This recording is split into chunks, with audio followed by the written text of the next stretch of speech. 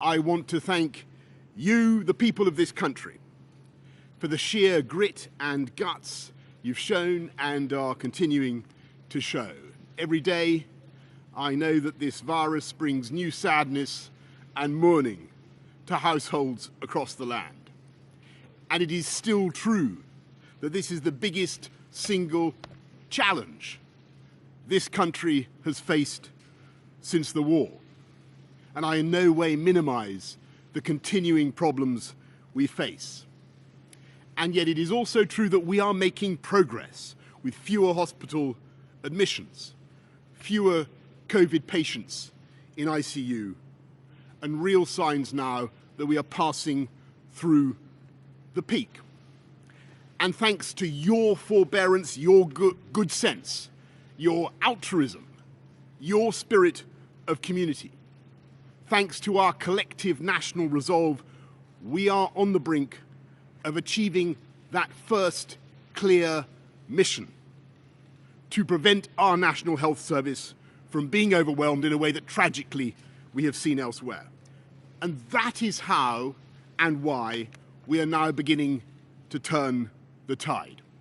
If this virus were a physical assailant, an unexpected and invisible mugger, which I can tell you from personal experience it is, then this is the moment when we have begun together to wrestle it to the floor.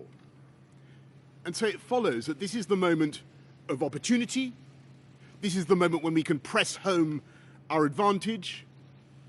It is also the moment of maximum risk, because I know there will be many people looking now at our apparent success and beginning to wonder whether now is the time to go easy on those social distancing measures. And I know how hard and how stressful it has been to give up, even temporarily, those ancient and basic freedoms, not seeing friends, not seeing loved ones, working from home, managing the kids, worrying about your job and your firm. So let me say directly also to British business, to the shopkeepers, to the entrepreneurs, to the hospitality sector, to everyone on whom our economy depends.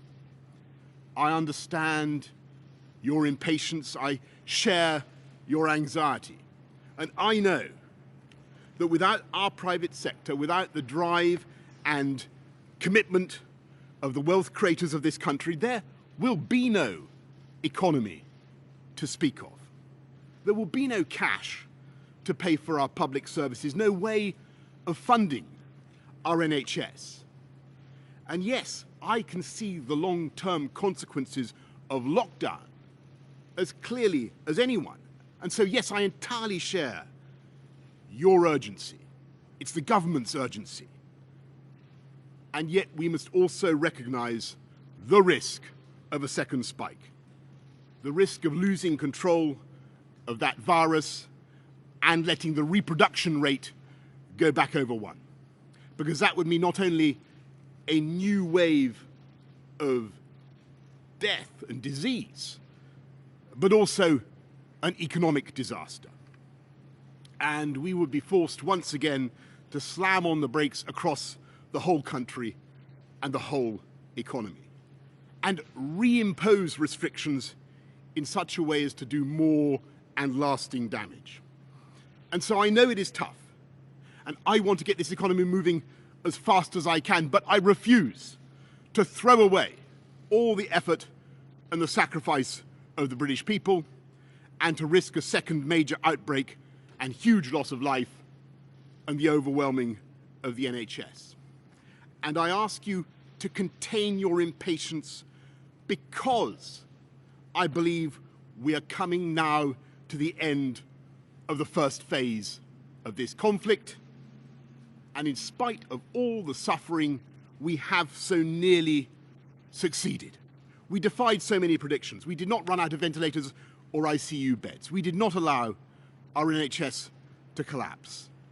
And on the contrary, we have so far collectively shielded our NHS so that our incredible doctors and nurses and healthcare staff have been able to shield all of us from an outbreak that would have been far worse. And we collectively flattened the peak. And so when we're sure that this first phase is over and that we're meeting our 5 tests, deaths falling, NHS protected, rate of infection down, really sorting out the challenges of testing and PPE, avoiding a second peak, then that will be the time to move on to the second phase, in which we continue to suppress the disease and keep the reproduction rate, the R rate, down, but begin gradually to refine the economic and social restrictions, and one by one to fire up the engines of this vast UK economy.